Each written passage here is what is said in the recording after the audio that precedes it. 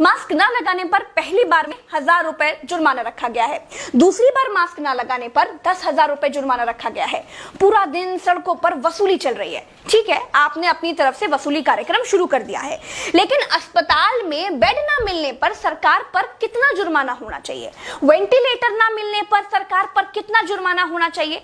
Corona test न होने पर सरकार पर कितना जुर्माना होना चाहिए? शमशान में मुर्दा जलाने के लिए लकड़ियां न होने पर सरकार पर कितना जुर्माना होना चाहिए? शमशानों में दिन दिन भर मुर्दा जलाने की वेटिंग के लिए सरकार पर कितना जुर्माना होना चाहिए? जितने मंत्री और ये मुख्यमंत्रियों ने बंगाल से कोरोना लाकर फैलाया है, उन पर कितना जुर्माना होना चाहिए? बंगाल में बिना मास्क महीने भर से घूम रहे नेताओं पर पर डे के हिसाब से कितना जुर्माना होना चाहिए? क्या सरकारों की कोई जवाबदेही बची है देश में? क्या सरकारों से सवाल पूछने वाला बचा है कोई देश में? क्या कोई पूछ सकता है कि 1 साल से देश कोरोना महामारी झेल रहा है, आपने पूरे देश में कितने नए हॉस्पिटल बनाए हैं? अगर नहीं बनाए तो क्यों नहीं बनाए हैं? क्या कोरोना आपदा में घिरे देश को 1000 करोड़ के नए संसद भवन की जरूरत थी? क्या देश को 300 करोड़ के नए बीजेपी दफ्तर की जरूरत थी? क्या देश को तत्काल 1100 करोड़ के राम मंदिर की आवश्यकता थी? मंदिर के लिए चंदा मांगा जा सकता है तो हॉस्पिटल बनाने के लिए भी सरकार चंदा मांग सकती थी, लेकिन अस्पताल बनाने की नियत नहीं थी। मूर्ति बनाने की नियत थी तो बना दी। सरकारों ने अस्पताल नहीं बनवाए। क्या इस देश की पब्लिक सरकारों पर कोई जुर्माना लगाएगी?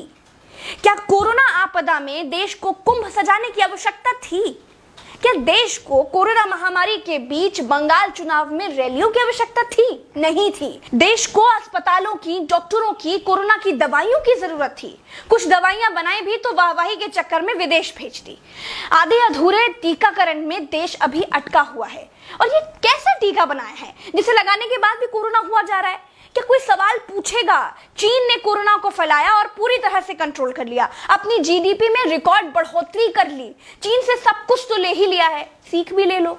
देश में सब आत्ममुग्धता के शिकार हैं, सबको अपनी अपनी तारीफ चाहिए। कुछ ने तारीफ के लिए तो फौज पाल रखी है, और जिनका मन फौज से भी नहीं भरता है, उन्होंने तारीफ के लिए सूचना और जनसंपर्क विभाग बना दिए हैं।